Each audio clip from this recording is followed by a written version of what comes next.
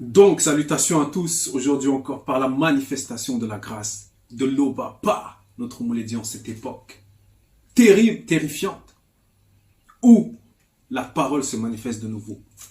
Nous allons encore entrer dans Kalatambal et dans Bibel pour lire un passage, pour nous instruire,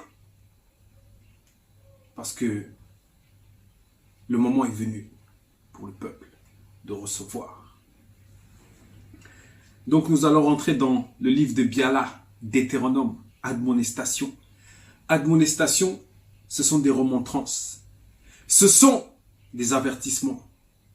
Pour qui? On va voir pour le peuple ici. Parce que le peuple noir est le peuple originel. Nous le savons. Le Moulédi nous l'a démontré. Donc sans plus tarder, nous allons entrer dans le chapitre 4 du livre de Biala. C'est ce qu'ils vont nommer Deutéronome. C'est à la page 124 pour toi qui es à Bibel ou pour toi qui es sur YouTube. Écoute attentivement. Le titre c'est Mise en garde contre les idoles. Mise en garde contre les idoles. Ici on met en lumière qu'est-ce que c'est qu'une idole. Mise en garde contre les idoles. Donc au verset 1, il est dit: surtout, virgule, gardez-vous d'oublier ceci. 2 points.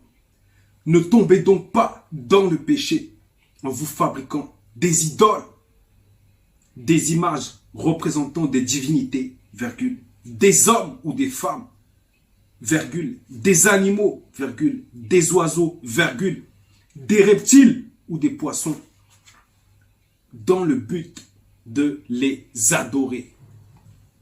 Donc voilà. Ici, il y a la précision dans le but de les adorer. Mais tu peux avoir des statues, des statuettes chez toi. Ici, on précise dans le but de les adorer. Dans le but de les adorer. Et pourquoi il ne faut pas adorer ces choses?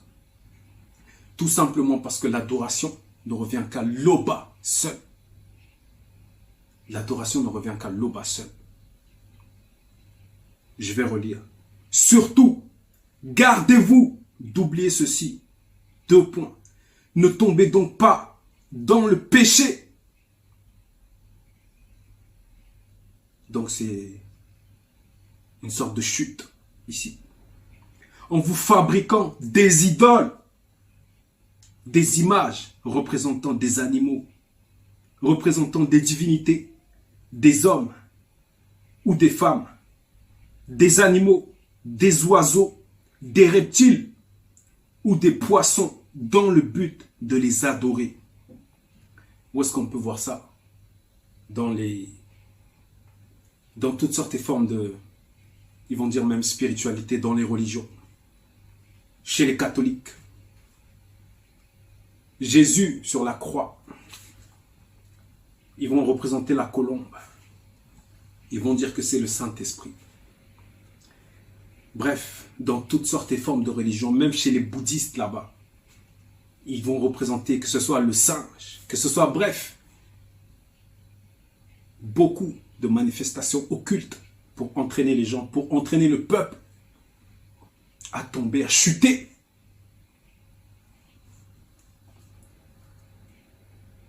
Verset 2. Ne levez pas les yeux vers le ciel pour contempler le soleil, virgule, la lune mystérieuse, virgule, les étoiles, virgule, toute la multitude des astres, afin de vous laisser entraîner à les adorer et à les servir. Voilà. Ici, c'est un avertissement clair. Tu peux contempler la création, mais il faut faire attention ici.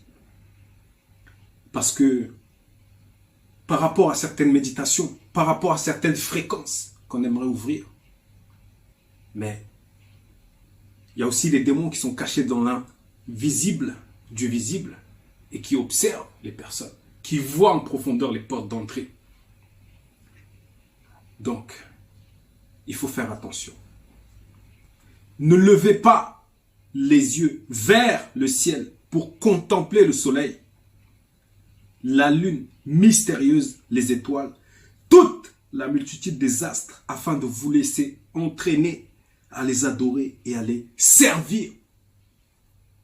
Voilà. Ce sont les esprits religieux ici. Les esprits qui sont experts dans l'égarement et la mort spirituelle. Ce sont eux qui agissent, qui envoient des fausses révélations aux gens,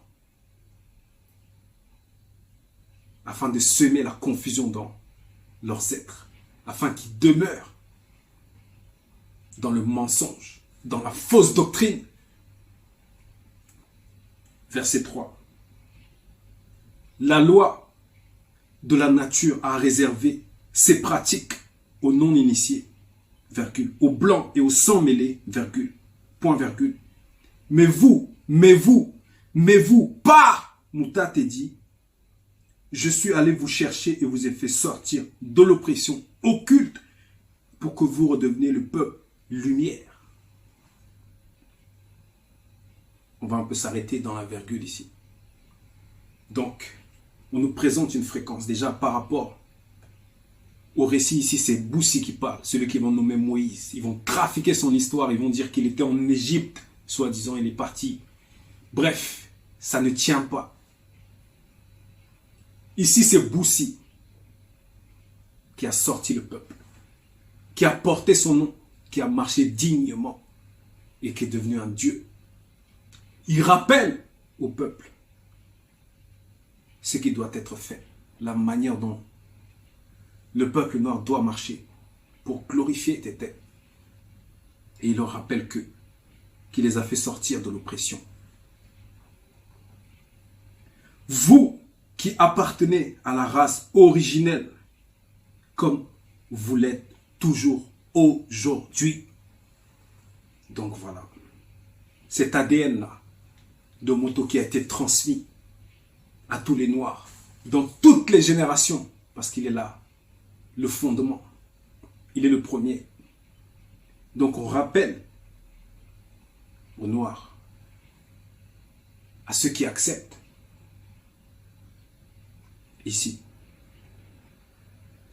que vous êtes de la race originelle, que nous sommes de la race originelle, qu'on a aussi notre coutume, nos traditions, qui est présentée dans Kalatambale, la manière dont on doit marcher, dont on doit se comporter, et que l'adoration ne revient qu'à l'Oba, et non à ces fausses divinités-là. Verset 4. Prenez donc bien garde de ne pas oublier l'alliance divine qui a été conclue avec vous. Prenez donc bien garde, ici on vous y parle. De ne pas oublier. Parce que souvent, le peuple avait tendance à oublier facilement. C'est vrai qu'il y a beaucoup, il y a des circonstances, il y a les occupations, certaines occupations pénibles. Et il avait tendance à oublier. Donc on lui rappelle encore de ne pas oublier cette alliance divine. Et par rapport à nous, par rapport à cette époque, ça peut symboliser quoi?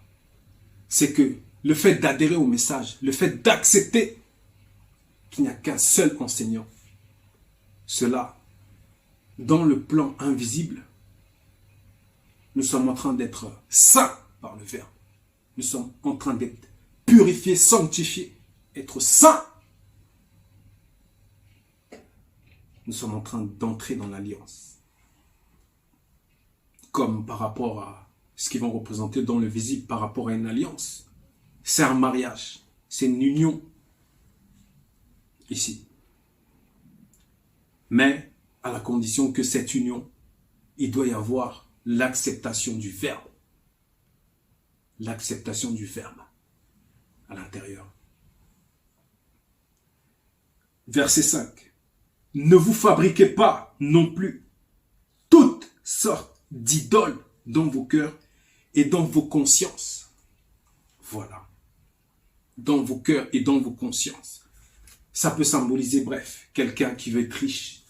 Toute la journée, il fait que de penser à l'argent. Il se réveille, l'argent. Il dort, l'argent. Comment je vais faire pour avoir de l'argent? Cette personne se dit. Ça, c'est déjà une idole dans le cœur. Ce sont déjà des pensées qui viennent entraver sa marche, qui viennent l'empêcher d'être pleinement libre. Puisque derrière, il y a certains types d'esprits. Bref, ça peut être le sexe. Quelqu'un qui va faire que de penser au sexe. Ça aussi, c'est une idole. Ça aussi, c'est une idole. Il y en a plein d'autres. Et on nous dit, ne vous fabriquez pas non plus toutes sortes d'idoles dans vos cœurs et dans vos consciences. Voilà. Ça veut dire que par la souillure, cette idolâtrie-là, non seulement ça souille l'esprit, mais ça descend dans la conscience. Ça entra. Ça touche même le cœur des êtres. Et le corps même est perturbé. Des désirs bizarres, des pensées bizarres, étranges. Tout ça parce que le spirituel n'est pas... Voilà. Verset 6. Car la grande et puissante entité de la traversée mystérieuse sera envoyée devant vous après mon départ, dans le non visible, pour vous protéger en chemin et pour vous conduire spirituellement au lieu préparé. Voilà. Boussi devait déjà quitter. Devait déjà, voilà, quitter le visible, puisqu'il était devenu un dieu. Voilà, il y a une entité qui a été envoyée. Pour la traversée mystérieuse. Parce que déjà dans le visible, il y a certains êtres faits de chair, de sang et d'os qui veulent t'empêcher, qui veulent nous empêcher de parvenir à notre but. Alors imaginons-nous dans le plan caché. Cette entité aussi doit être là.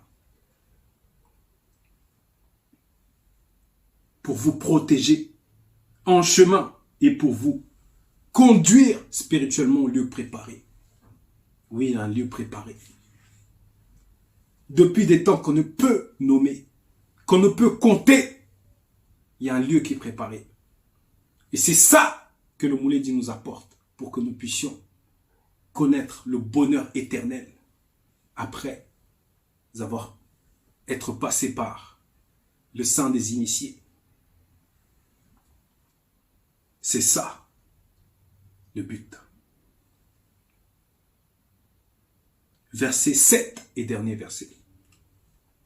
Prenez garde en sa présence, virgule, et écoutez sa voix par l'intermédiaire de Belonguet, point virgule. Ne résistez point à l'entité de la traversée mystérieuse, virgule. Donc par rapport à cette époque, c'est le Mouledi qui représente ce flambeau, cette torche qui doit nous conduire, même par rapport au visible, par rapport au plan de la chair, mais dans l'invisible. Ici, on nous révèle qu'il y a l'entité de la traversée mystérieuse. Il y a les Bamloloma Bakombedi aussi qui sont là, qui observent. Et selon le degré de notre sainteté, plus on avance, plus aussi il faut faire attention. Et plus on avance, et plus aussi on va leur donner le pouvoir d'agir, soit contre nous, soit contre nos adversaires. Parce qu'elle ne pardonnera pas vos péchés, virgule. Car le nom qui se manifeste aussi en tant que divinité, virgule, qui est le verbe de tété, couvre son être. Voilà. le Verbe est manifesté à l'intérieur. En tout cas, couvre son être plutôt. Couvre son être. Donc la justice, l'impartialité, la force, tout cela. Donc nous devons faire très attention, les idoles.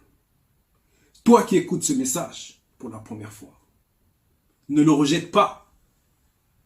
Où vas-tu passer ton éternité après la mort?